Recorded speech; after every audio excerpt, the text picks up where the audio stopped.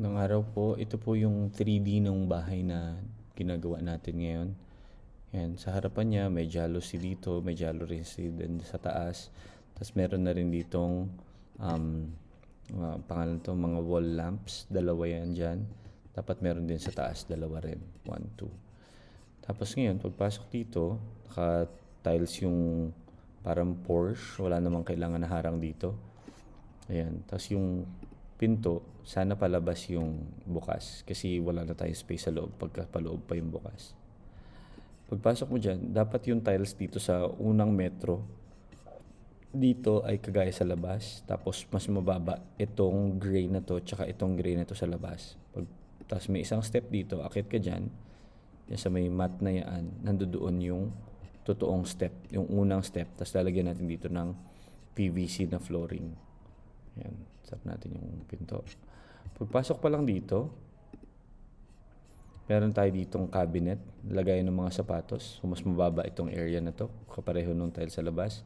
Tapos may saksakan na rin dyan para kung may mga kailangan pa. May bowl, may ilaw, may lagay ng gamit. Yan. Tapos dito sa kabilang side, pagpasok din, dahil dito ngayong pasok, yan. Pagpasok at saka pagsara niyan, meron na ditong 4 na switch. Dalawa para sa loob ng bahay, isa sa main light ng kusina, isa sa accent light ng kusina. Siguro parang pin lights dito sa may tapat. Kasi pagpasok mo dito, dapat may pin light sa taas nito. Dito sa taas, sa tapat nitong parang artwork na yan. Tapos itong buong panel na to, nagagalaw yan kasi kailangan ma-access yung storage box sa likod niya. So, hindi masyado makita. Yan, ganyan. So, nagagalaw to dapat. Parang sliding yan o kaya kahit pinto para ma-access yung storage dito sa likod.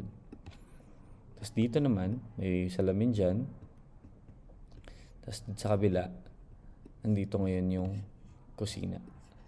Sa kusina, meron tayong 3 sockets dyan, 3 saksakan. Isa sa ilalim, isa dito sa ibabaw, at saka isa dito sa taas. Yung sa taas, dalawa yung purpose niyan. Isa para sa exhaust, tsaka isa para sa under light nitong ilaw na ito under the cabinet nitong may ilaw tayo dito. Tapos dito ngayon yung gas range mo, hindi pala gas range, yung stove mo. Tapos ito kadalasan may saksakan yan sa ilalim. Kasama na rin yung gasol. Gusto ko sana yung gasol nandito sa dulo dahil hindi maka-access tong area na to. So kailangan lang na mahabang tube, tapos lalagyan ng butas sa labas para doon na siya kukunin. Ayan. Pero tsaka na natin yung isipin. Ayan. Tapos dito, may 3 saksakan dyan. Tapos pagpasok mo ngayon dito, andyan ngayon yung dining table. Hindi masyado makita yung dining table. Ayan. Tapos sa kanan mo naman, nandito yung ref at saka yung microwave. May saksakan dapat dito sa likod para na may sariling breaker. Kasi malakas yung konsumo nitong dalawa. Pagpasok ng CR, ito naman yung CR, sink, tapos toilet at saka liguan. May accent wall dito na binili si Amy, kakabit lang. Tapos siguro maglagay tayo dito ng isang socket at saka dito.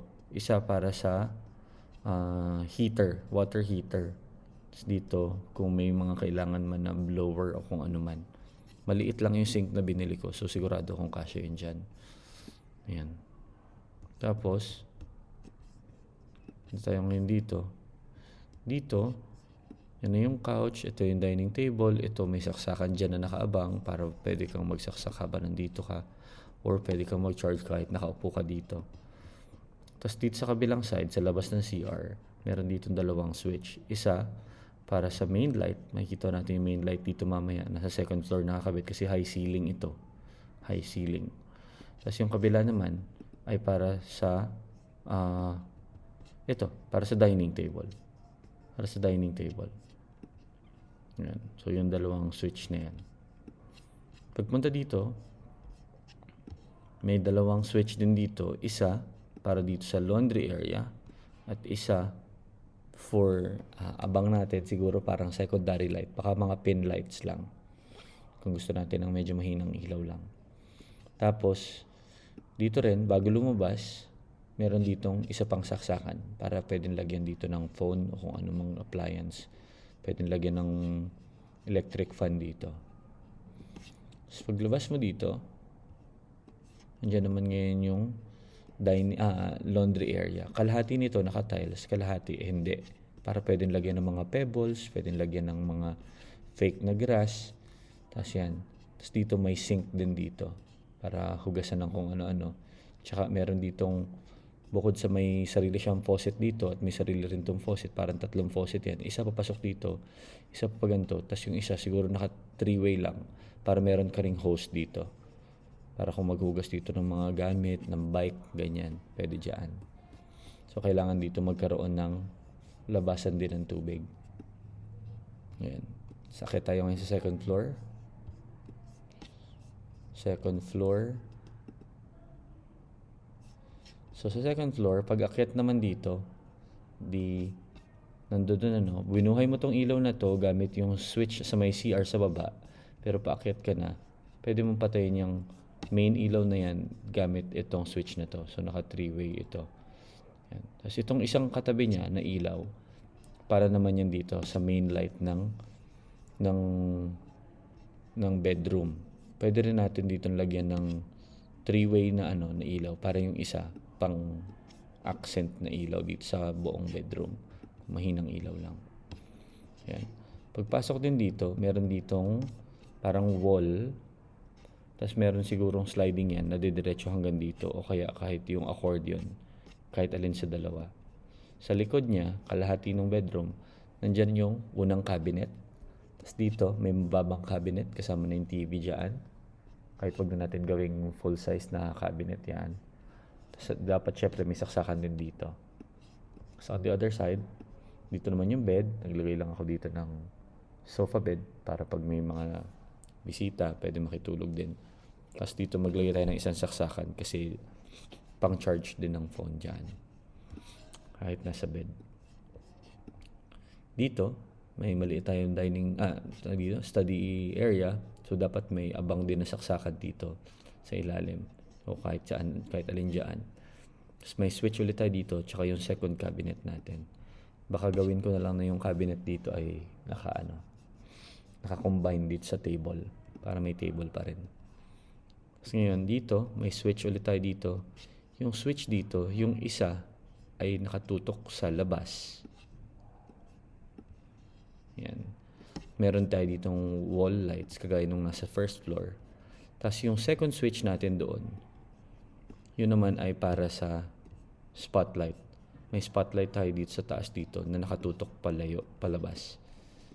Yan, nakatutok palabas. Yung same switch na yun, yung spotlight dito papunta sa labas.